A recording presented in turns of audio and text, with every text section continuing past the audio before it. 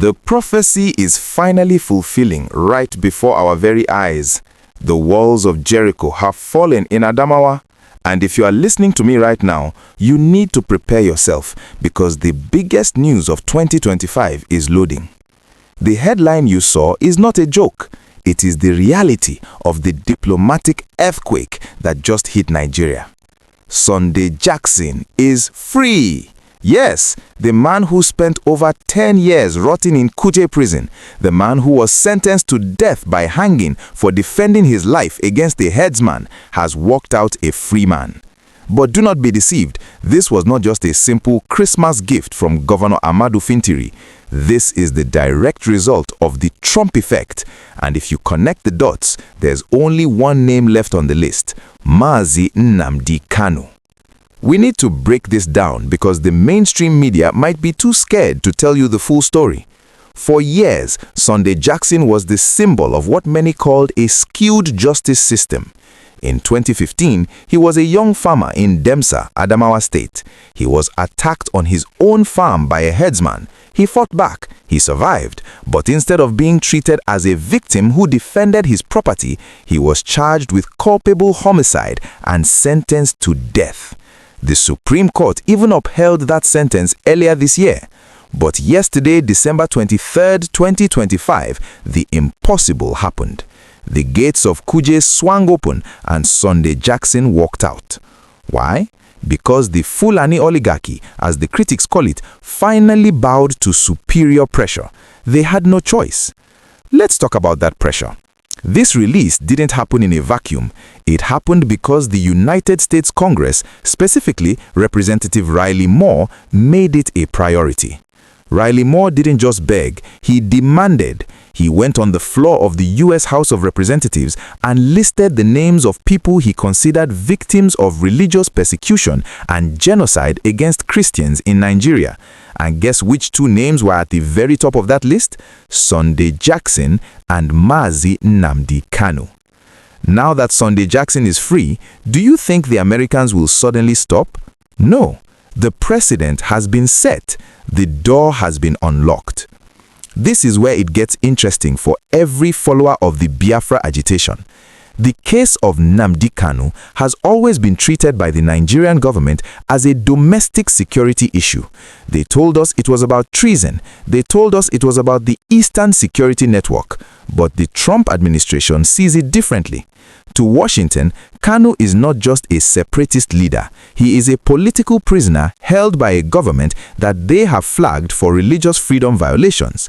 We have seen reports, solid reports from 2025, where US Republican lawmakers have linked Kanu's detention directly to the Christian persecution narrative. They are asking, why is the man who speaks against the killers in the bush locked up, while the killers are sometimes negotiated with? Before I go further into how this will play out in the coming days, I have a quick favor to ask. If you want to be the first to know when the next big release happens, because I tell you it is coming, please smash that like button right now. It helps us push this truth to more Nigerians. And if you are not subscribed, click that subscribe button and turn on the notification bell. You don't want to wake up and hear the news from your neighbor, you want to hear it here first. Now, look at the timeline. In November 2025, President Donald Trump threatened to cut aid and take action if the violence against religious communities didn't stop. In early December, we saw US surveillance planes flying over our airspace, a move that shocked many in Abuja. And now, just days before Christmas, Sunday Jackson is released. This is a sequence of submission. The Nigerian government knows that the new sheriff in the White House does not play diplomatic games. If they didn't release Jackson, they risked sanctions. If they don't release Kanu, they risk even more. The Fulani Oligarchy that has held sway for so long is realizing that their old tactics don't work with this new American administration. They tried to keep Jackson until the bitter end, even after the Supreme Court ruling. But when the call came from Washington, the prerogative of mercy was suddenly remembered. Governor Fintiri stated that the pardon was based on good behavior, but we know the truth. You don't pardon a cop killer or a herdsman killer in northern Nigeria just for good behavior unless a bigger power is breathing down your neck. So, What happens next for Nnamdi Kanu? His lawyers have already written to Trump. The US Congress has his name on the same sheet of paper as Sunday Jackson. The argument is simple. If Jackson's self-defense plea was valid enough for a pardon, then Kanu's self-defense argument for the Eastern region is valid enough for a political release. We are likely to see a medical leave or a conditional release packaged very soon to save face. They won't want to admit they bowed to Trump again, so they might say it's for his health. But make no mistake, it will be because the pressure was too hot to handle. The release of Sunday Jackson is the signal flare. It is the proof that the international community, led by Trump's team, is no longer just writing reports, they are forcing hands. For the family of Sunday Jackson, this is a miracle. For the supporters of Nnamdi Kanu, this is the sign they have been waiting for.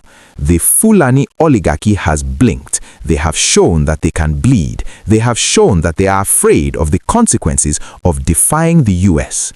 As we move into 2026, the eyes of the world are on the DSS facility in Abuja. The precedent has been set today. Sunday Jackson is free, the list is getting shorter, and there is only one major name left.